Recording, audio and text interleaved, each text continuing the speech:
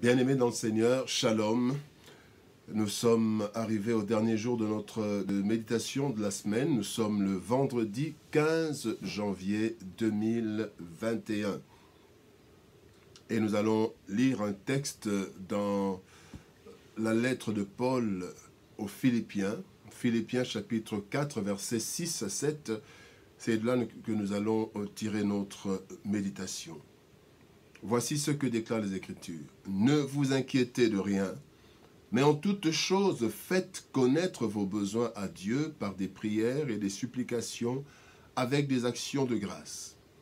Et la paix de Dieu, qui surpasse toute intelligence, gardera vos cœurs et vos pensées en Jésus-Christ. La paix de Dieu, le shalom, la paix de Dieu. Bien-aimés dans le Seigneur, la paix est un mot et un concept beaucoup utilisé et aimé, surtout en ce temps dans le monde, mais difficilement obtenu ou procuré. Que signifie paix? Le dictionnaire nous dit que la paix, c'est un état de calme, de repos, de silence. Un état de calme, de repos, de silence. Et aussi, la paix, c'est la concorde. Quand il s'agit d'un groupe, il y a la concorde, l'entente, il y a la paix. La paix, c'est aussi la tranquillité intérieure qui règne. Cette tranquillité peut régner dans un état, dans une famille, dans une société ou dans une personne. Alors c'est le calme, état de calme, de tranquillité, de repos. Dans la Bible, le mot traduit du grec par paix veut dire un état de tranquillité, une absence de trouble.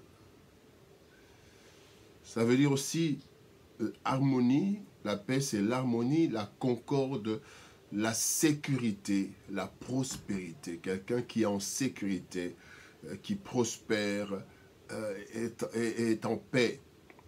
Le même dictionnaire dit dans la Bible, le même mot est traduit par l'état tranquille de l'âme assurée de son salut à travers Christ. Donc, le chrétien a la paix parce qu'il a l'état d'âme, il a l'âme assurée de son salut. Et il est tranquille, il est en paix. La paix, c'est celui qui ne craint rien de Dieu. Parce qu'il est en paix avec Dieu, il n'a pas de problème. Bien-aimé, la paix est donc cet état de sécurité morale, spirituelle ou physique d'une personne, d'un groupe de personnes. La Bible nous renseigne qu'il y a deux formes de paix selon leurs origines. Il y a la paix du monde et il y a la paix de Dieu. En effet, dans Jean chapitre 14, verset 27, Christ dit « Je vous laisse la paix, je vous donne ma paix. Je ne vous donne pas comme le monde donne. » Donc le monde donne une paix, Christ donne une paix, sa paix. N'allons pas nous attarder à la paix que le monde donne, mais plutôt nous allons parler de la paix, celle de Dieu. La particularité de cette paix de Dieu, c'est, il y a deux particularités que nous voyons dans ce texte au verset 7. La première particularité, c'est que la paix de Dieu surpasse toute intelligence. Il est dit, et la paix de Dieu qui surpasse toute intelligence. Bien-aimés, la paix de Dieu nous apporte une tranquillité inexplicable, même lorsque nous traversons les pires difficultés. La paix de Dieu. Donc, une tranquillité inexplicable. Voilà pourquoi il est dit, elle surpasse toute intelligence. On ne peut pas l'expliquer.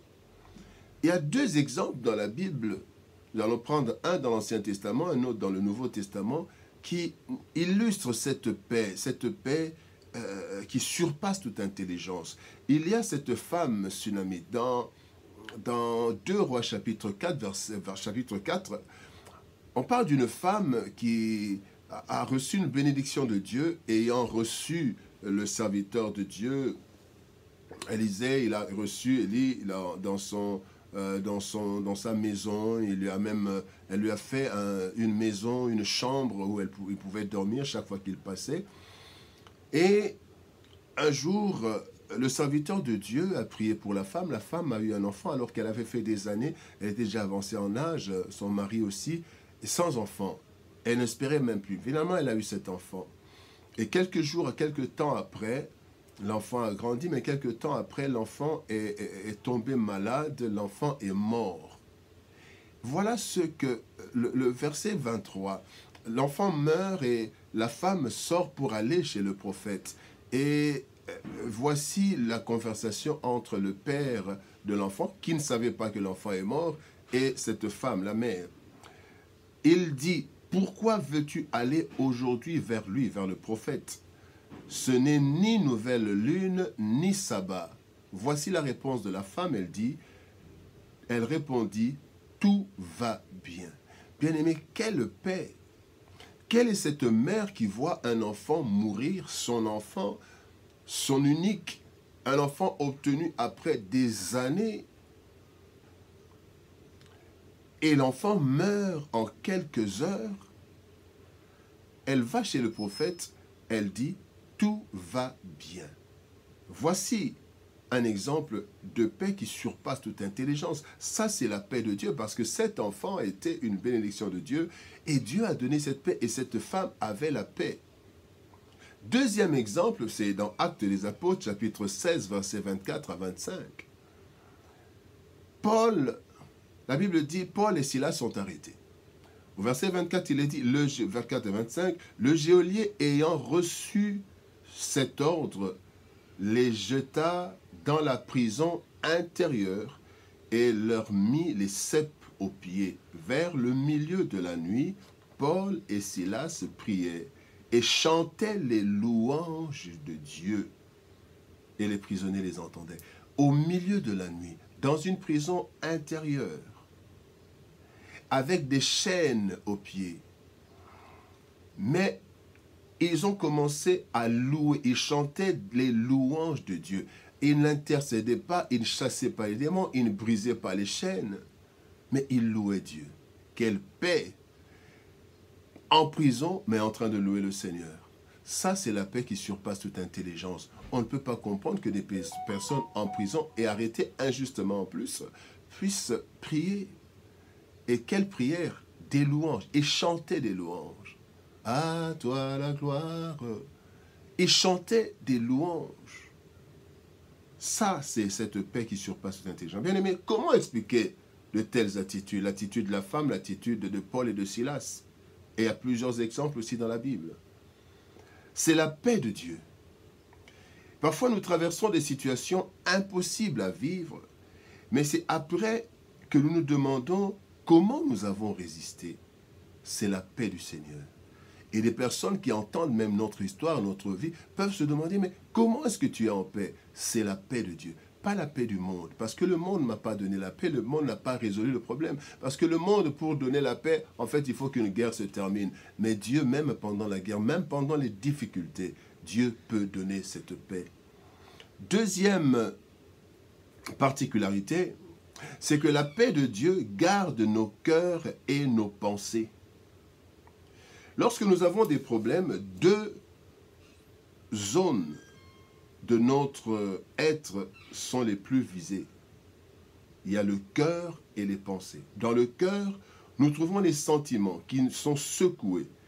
La peur, l'abattement, le découragement. Dans Lamentation, chapitre 3, versets 19 et 20, la Bible dit « Quand je pense à ma détresse et à ma misère, à l'absinthe et au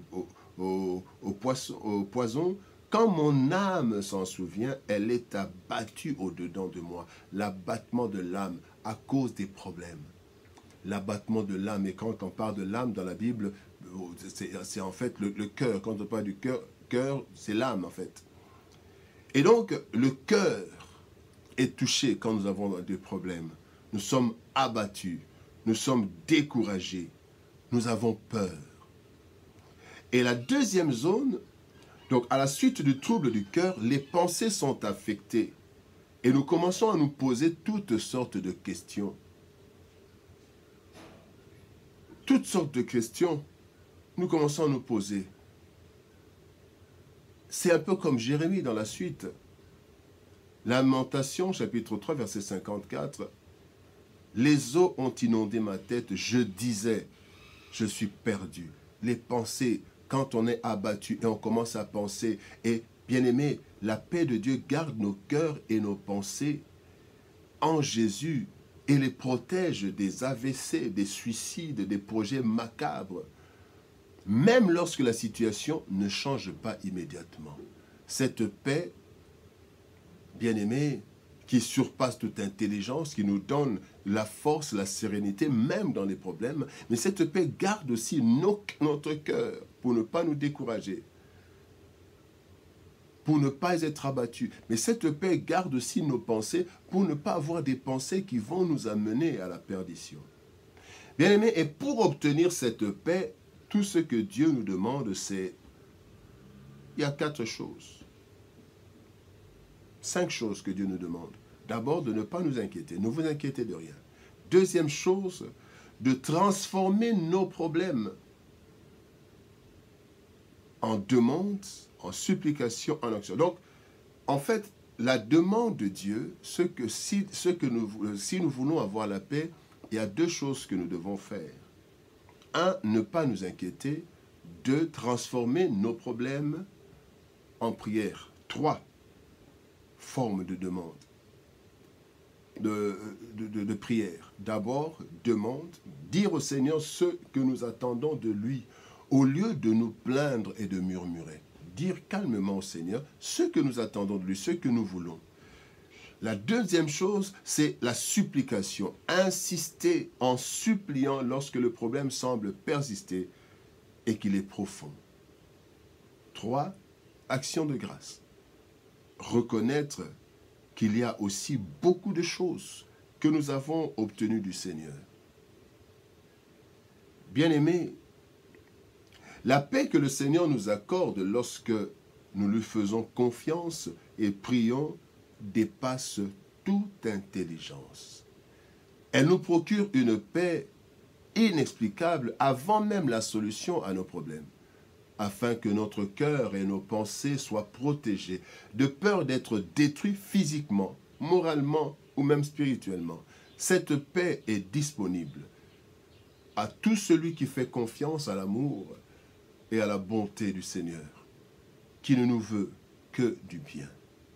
Bien-aimés dans le Seigneur, que la paix du Seigneur, qui surpasse toute intelligence, garde vos cœurs et vos pensées en Jésus-Christ.